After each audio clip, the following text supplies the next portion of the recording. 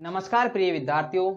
हम देख रहे थे क्लास 12 का जो केमिस्ट्री का चैप्टर नंबर 3 है विद्युत रसायन। ठीक है, उसमें पिछली क्लास में देख लिया था कि हम सेल विभव कैसे ज्ञात कर सकते हैं, मानक हाइड्रोजन इलेक्ट्रोड क्या होता है, इलेक्ट्रोड विभव कैसे ज्ञात करते हैं। सबसे लास्ट में देखा था हमने सेल विभव का मापन। क्या देखा था? सेल विभव का मापन। देखो, सेल विभव का मापन करें तो हमें क्या है कि जो हमारा सेल होता है, कोई भी सेल ले लें, वो सेल क्या करता है, हमारा स्थिर विभव उत्पन्न नहीं करता है, अर्थात उसमें जो हमारी विभव का मान है वो स्थिर नहीं रह पाता है। एक कंडीशन तो ये होती है।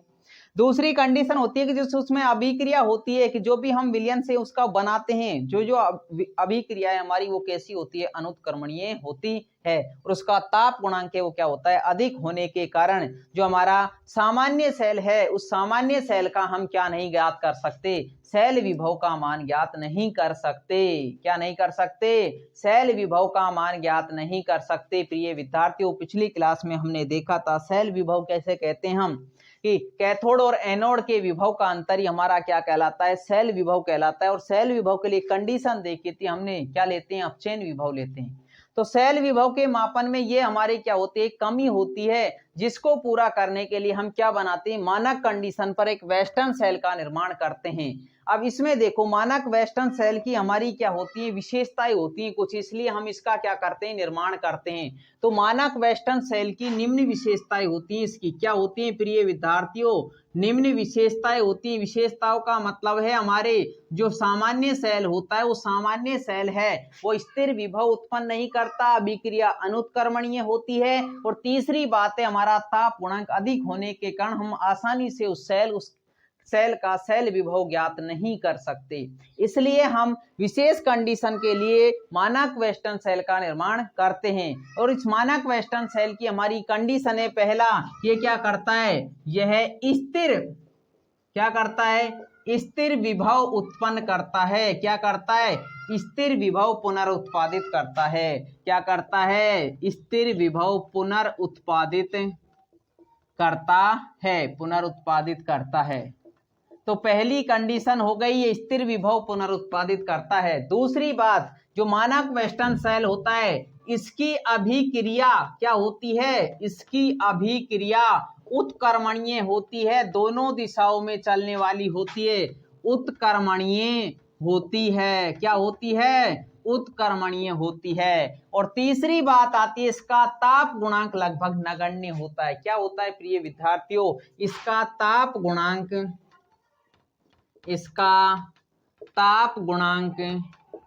नगण्य होता है। क्या होता है? नगण्य होता है। और नगण्य भी कितना होता है, लगभग -0.0005। क्या हमारा 0.0005 वोल्ट प्रति केल्विन होता है। ठीक है, आ रहा है कुछ समझ में? क्या बोलना चाह रहे हैं हम बोलना चाह रहे हैं कि हमें कोई भी सेल है उसका क्या ज्ञात करना है, सेल विभव ज्ञात करना है। तो सेल विभव हम आसानी से नहीं ज्ञात कर सकते, इसलिए क्या बनाया जाता है, मानक वेस्टर्न सेल का निर्माण किया जाता है। ठीक है, अब देखो, अब इसकी बनावट देखें, मानक वेस्टर्न सेल की हम बनावट देख रहे हैं। क्या देखें? बनावट देखें कि कैसा बनाया जाता है। ये हमारा एक एच आकृति का बनाया जाता है। क्या होता है? जो हमारा अंग्रेजी का एच अक्षर है उसके आकार का बनाया जाता है, जिसमें दो तरफ हमारा एच है, एक तरफ एनोड होगा, एक तरफ कैथोड होगा। एक क्या होती है, नलिकानुमा संरचना होती है। देखो कैसी होती है, इस प्रकार से क्या होती है, हमारी एक नलिकानुमा संरचना होती है। देखो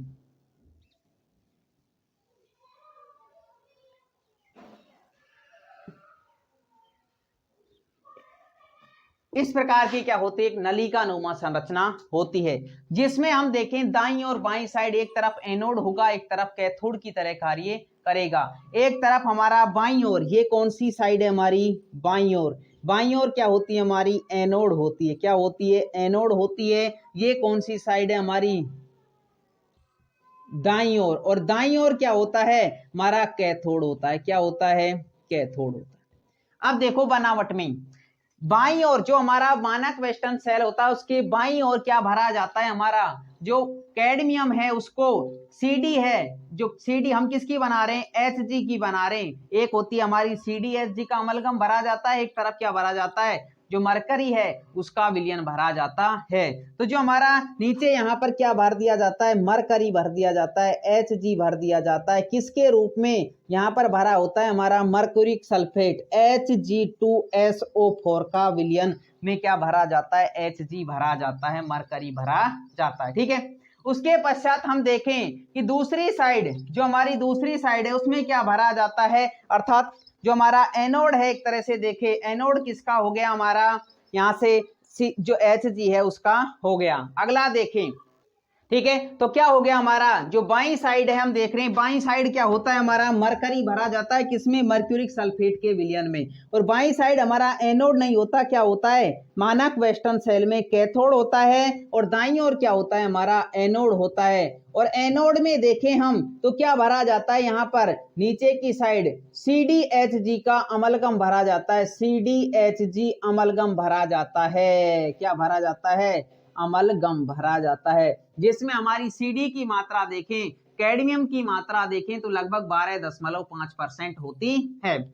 उसके पश्चात ये हमने भर दिया, तथा शेष भाग में हम देख रहे हैं दाईं और बाईं साइड, शेष भाग में हमारा क्या भरा जाता है, यहाँ पर भी देखें तो शेष भाग में क्या भरा जा रहा है, CdSO4.8/3H2O क्या भरा जाता है, CdSO4.8/3H2O का विलयन भर दिया जाता है। यहाँ पर भी देखें तो CdSO4.8/3H2O का संतृप्त विलयन भर दिया जाता है, तथा ऊपरी सिरे में दोनों साइड क्या भरा जाता है हमारा, देखो ये क्या है, इसका ऊपरी सिरा है, ऊपरी सिरे में हमारा संतृप्त CdSO4 का विलयन भरा जाता है। कैसा, संतृप्त CdSO4। तो इस प्रकार से किसका निर्माण होता है, हमारा मानक वेस्टर्न सेल का निर्माण होता है। ये देखो डायग्राम हमारा क्या कह रहे हैं, देखो ये है बनावट में देखें, ये है H आकृति का नलिका नुमा संरचना होती है, नलिका नुमा संरचना है ना है, जिसके बाईं ओर कैथोड, बाईं ओर क्या होता है, कैथोड, जिसमें मरकरी किसमें भरा होता है, मर्क्यूरिक सल्फेट के विलयन के साथ भरा होता है, के साथ भरा होता है, भरा होता है, तथा दाईं ओर एनोड CdHg अमलगम, जिसमें Cd की मात्रा हमारी 12.5% अमलगम भरा होता है, भरा होता है, तथा शेष भाग में CdSO4.8/3H2O का विलयन, जबकि ऊपरी सिरे में संतृप्त CdSO4 भरा जाता है। तो ये हो गई इसकी बनावट हमारी, क्या है, बाईं ओर कैथोड होता है जिसमें मरकरी है, जो हमारा मर्क्यूरिक सल्फेट के विलयन के साथ भरा होता है, दाईं ओर एनोड हो गया, एनोड में क्या भरा होता है हमारा, CdHg अमलगम भरा होता है, तथा शेष भाग में देखें तो CdSO4.8/3H2O का विलयन भरा होता है, तथा ऊपरी भाग में हम देखें तो संतृप्त CdSO4 भरा होता है।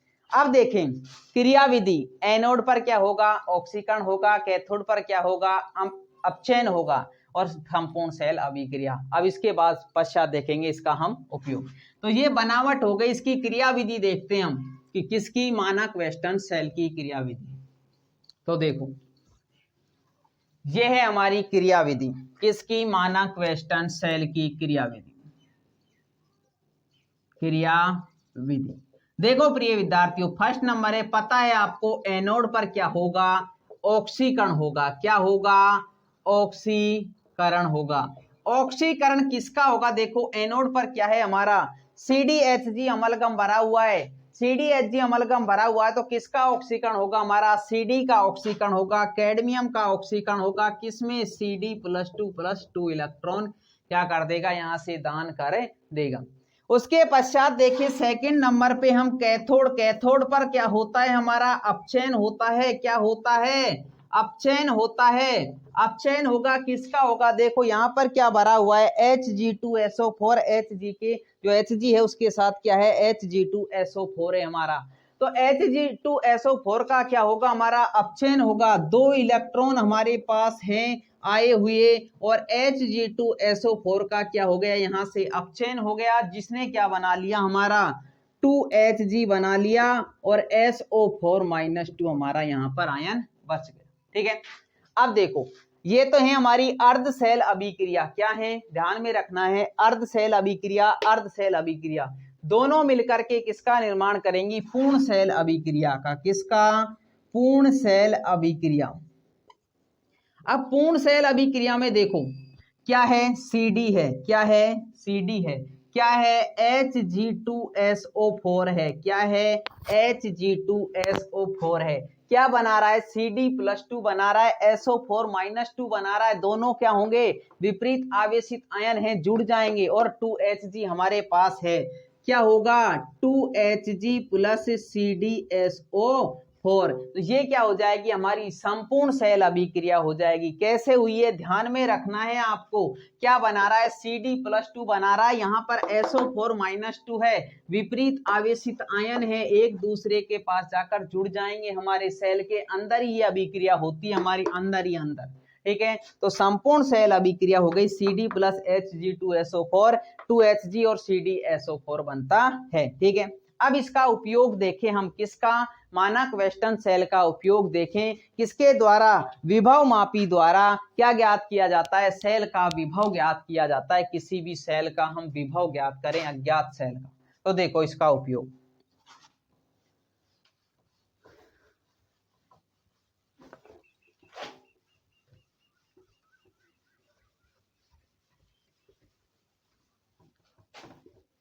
मानक वेस्टर्न सेल का उपयोग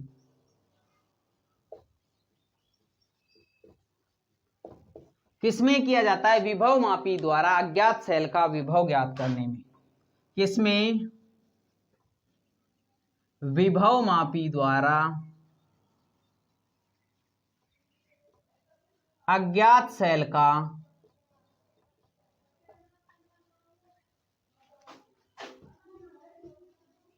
विभव ज्ञात करना। किसके द्वारा, विभव मापी द्वारा अज्ञात सेल के विभव का मान ज्ञात करना। तो देखो कैसे ज्ञात करते हैं हम अज्ञात सेल का विभव। एक क्या लेते हैं, विभव मापी लेते हैं, उसमें क्या जोड़ देते हैं हम, अज्ञात सेल और मानक वेस्टर्न सेल जोड़ देते हैं। तो देखो कैसा डायग्राम बनेगा। एक क्या लिया है हमने, विभव मापी लिया है। क्या लिया है प्रिय विद्यार्थियों, एक विभव मापी लिया है। इस प्रकार से क्या ले लिया, एक विभव मापी ले लिया। ठीक है, विभव मापी आपने फिजिक्स लैब में देखा होगा, आपके पास में फिजिक्स लैब में गए होगे तो विभव मापी वहां पर देखा होगा। इस प्रकार से तार लगे होते हैं इसमें, यहाँ पर क्या है, स्केल लगे होते हैं ऊपर और नीचे। ठीक है, इस प्रकार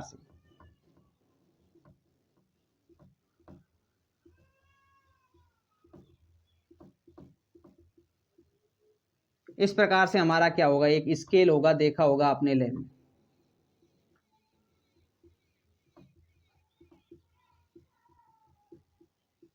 ये क्या हो गया हमारा विभव मापी। अब देखते हम इसको किससे जोड़ दिया जाता है हमारा। एक तो किससे जुड़ेगा, बैटरी से जुड़ेगा हमारा। किससे जुड़ेगा, बैटरी से जुड़ेगा, जहां से हमारी क्या आएगी, इस प्रकार से क्या कर दिया जाता है, एक बैटरी से जोड़ दिया जाता है। ठीक है, क्या कर दिया, बैटरी से जोड़ दिया, प्लस माइनस। ये विभव मापी हमारा। यहां से देखें विभव मापी।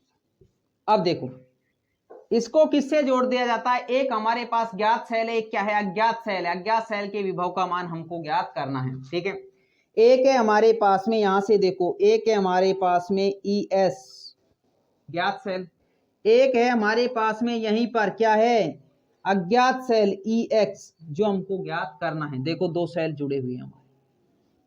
अब इनको क्या कर दिया जाता है, यहां से गैल्वेनोमीटर से जोड़ करके, दोनों को किससे जोड़ दें हम, गैल्वेनोमीटर से जोड़ दें, एक को हटा करके एक को जोड़ेंगे हम, ठीक है, गैल्वेनोमीटर से जोड़ दिए। इसके पश्चात इस गैल्वेनोमीटर का जो हमारी रीडिंग है वो कैलकुलेट करते हैं यहां से। इस प्रकार से हम क्या करते हैं, जो हमारी लंबाई है बिना विक्षेप की, एक किसकी, विक्षेप की लंबाई ज्ञात करते हैं। एक को मान लेते हैं हम L1 है बिना विक्षेप के, और विक्षेप की लंबाई क्या है हमारी L2 है। ठीक है, आ रहा है समझ में क्या बोलना चाह रहे हैं। विभव मापी द्वारा क्या किया जाता है, अज्ञात सेल के विभव का मान ज्ञात किया जाता है। एक ES है ज्ञात और EX क्या है हमारा अज्ञात है, गैल्वेनोमीटर से जोड़ दिया। यहां से हमने क्या किया, बिना विक्षेप के, जब कोई भी हमने EX नहीं जोड़ा तो क्या थी, L1 थी, और जब EX जोड़ दिया तो क्या आ जाती है हमारी लंबाई L2 आ जाती है। तो देखें, अब लेते हैं हम, यदि हम ES को परिपथ में लेते हैं, किससे निकालें, यदि ES को परिपथ में लेने पर, परिपथ में लेने पर क्या होगा हमारा, शून्य विक्षेप की संतुलित लंबाई देखें हम, किसकी, शून्य विक्षेप की संतुलित लंबाई, संतुलित लंबाई कितनी होगी बताओ, L1 क्या है, शून्य विक्षेप की क्या है L1। यदि EX को परिपथ में ले हम, किसको, EX को परिपथ में लेने पर, परिपथ में लेने पर शून्य विक्षेप की जो हमारी संतुलित लंबाई है वो कितनी होगी, शून्य विक्षेप की संतुलित लंबाई, संतुलित लंबाई कितनी होगी, L2 होगी। अब देखें हम कि हम क्या है, विभव है हमारा ES और EX, अर्थात हम किससे देखते हैं इसको, विभव मापी से देखें तो हमारा E1/E2 बराबर क्या होता है प्रिय विद्यार्थियों, L1/L2 होता है। जहां पर देखते हैं, फिजिक्स में देखा होगा आपने, विभव मापी द्वारा ज्ञात करें तो विभव मापी द्वारा हमारा एक फॉर्मूला निकल कर आता है, E1/E2 बराबर L1/L2। तो यहाँ पर E1 E2 क्या है प्रिय विद्यार्थियों, हमारा ES/EX है जो हमने लिया है शून्य विक्षेप पर, बराबर क्या हो गया हमारा, L1/L2 हो गया। क्या हो गया, ES/EX बराबर L1/L2। ज्ञात क्या करना है, अज्ञात सेल का विभव ज्ञात करना है। तो अज्ञात सेल का विभव ज्ञात करें हम, EX बराबर, तो क्या हो जाएगा हमारा, यहां से EX बराबर इधर कर दें, ये कहा जाएगा हमारा इधर भी, तो L2/L1 इंटू ES आ जाएगा। इसके द्वारा क्या ज्ञात कर सकते हैं, किसी भी अज्ञात सेल के विभव का मान हम ज्ञात कर सकते हैं। तो इस प्रकार से किसी भी अज्ञात सेल का अगर हमको विभव ज्ञात करना है तो किस प्रकार से करेंगे कि हमारी शून्य विक्षेप की संतुलित लंबाई लेंगे, दोनों में क्या है, L1 क्या है, जो हमारा ES है परिपथ में जो ज्ञात सेल है उसका विभव ज्ञात है हमको है, उसकी संतुलित लंबाई कितनी है, L1 है। और E2 क्या है हमारा, दूसरे का विभव है, अर्थात अज्ञात सेल का विभव जो हमको ज्ञात करना है उसके विक्षेप की लंबाई कितनी है, L2 है। तो इससे क्या ज्ञात कर सकते हैं हम, किसी भी मानक वेस्टर्न सेल द्वारा क्या ज्ञात कर सकते हैं, किसी भी सेल का विभव ज्ञात कर सकते हैं। तो मानक वेस्टर्न सेल क्या है, हम देख रहे हैं क्या है, एक तरह का H आकृति का नलिकानुमा संरचना होती है, जिसमें बाईं ओर एनोड कैथोड होता है, दाईं ओर एनोड होता है, जिसमें बाईं ओर क्या भरा जाता है, जो मरकरी है वो मर्क्यूरिक सल्फेट के साथ भरा जाता है, और दाईं ओर हमारा क्या होता है, एनोड होता है, जिसमें CdHg अमलगम भरा जाता है, और CD की मात्रा लगभग 12.5% होती है। ठीक है, तथा शेष भाग में CdSO4.8/3H2O का क्या भर दिया जाता है, विलयन, अर्थात संतृप्त CdSO4 का विलयन भर दिया जाता है। एनोड पर क्या होगा, ऑक्सीकरण होगा, किसका होगा, कैडमियम का होगा, CD का होगा, जो क्या बनाएगा हमारा CD+2 और 2 इलेक्ट्रॉन बाहर निकल जाएंगे। ठीक है, और कैथोड पर अपचयन होगा, किसका होगा, मर्क्यूरिक सल्फेट का होगा, Hg2SO4 का होगा, उसका अपचयन द्वारा पूर्ण सेल अभिक्रिया देखें तो हमारी क्या आ जाएगी, CD+ Hg2SO4 = 2Hg+ CdSO4। अब इसका उपयोग देखा है तो क्या ज्ञात करते हैं, इसके द्वारा हम किसी भी अज्ञात सेल का विभव का मान ज्ञात करते हैं। तो किस प्रकार से किया जाता है, विभव मापी लेते हैं, शून्य विक्षेप की लंबाई लेते हैं, एक काम को ज्ञात है तो वो ज्ञात ले लिया, L2/L1 हम ज्ञात कर लेंगे तो क्या ज्ञात कर सकते हैं, विभव मापी द्वारा अज्ञात सेल के विभव का मान ज्ञात कर सकते हैं। ठीक है, इसके पश्चात देखेंगे हम कौन सा नेक्स्ट सेल आता है, हमारा विद्युत अपघटनी सेल। ठीक है, देखेंगे नेक्स्ट वीडियो में, जिसमें विद्युत अपघटनी का मतलब है हम क्या करेंगे, विद्युत धारा को रासायनिक ऊर्जा में अर्थात विद्युत ऊर्जा को रासायनिक ऊर्जा में बदलते हैं, तो वो देखेंगे। अपघट्य का मतलब है हमारा एक तरह का जो जलीय विलयन में क्या हो जाता है, अपघटित हो जाता है। ठीक है, मिलते हैं नेक्स्ट वीडियो में, धन्यवाद।